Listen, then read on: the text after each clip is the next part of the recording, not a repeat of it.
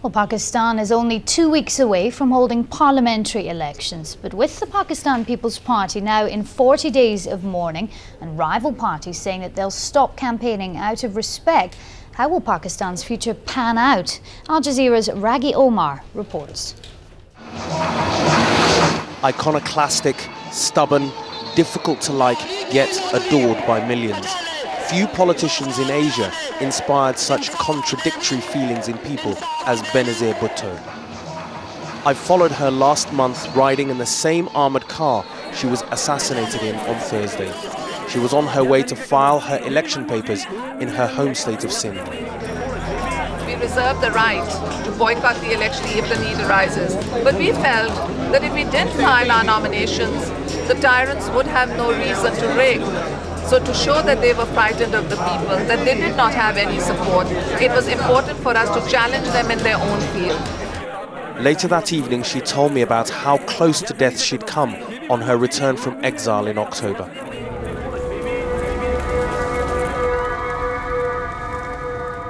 It had been a dark night. The street lights had been switched off. We believe in a conspiracy to give cover to the terrorists who struck. And I remember suddenly there was light. And the light shone on roads that were scattered with dead bodies, with people who had been dancing and singing in joy, suddenly crumpled and lifeless. And it was just a scene of carnage.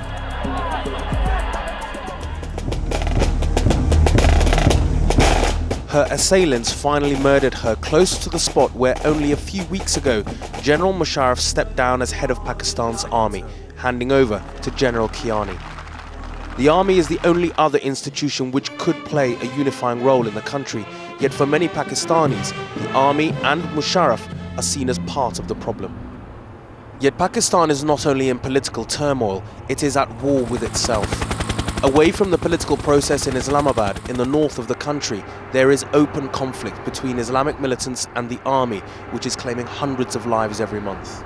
An event such as that of Benazir Bhutto's assassination can be an important catalyst or trigger for much greater violence than we have seen. So I think that the risks are high. Events over the coming days and weeks will demonstrate whether Pakistan falls into further despair and further chaos, or whether it is able to recover and be more resilient in being able to handle the problem that is in front of us. Benazir Bhutto's death only deepens divisions within the country and drains even more legitimacy from President Musharraf. In life, Benazir Bhutto was controversial and compelling, but only in death does Pakistan and the world realize that she was perhaps the only national figure around which this divided, nuclear-armed country at the heart of the so-called war on terror could have come around.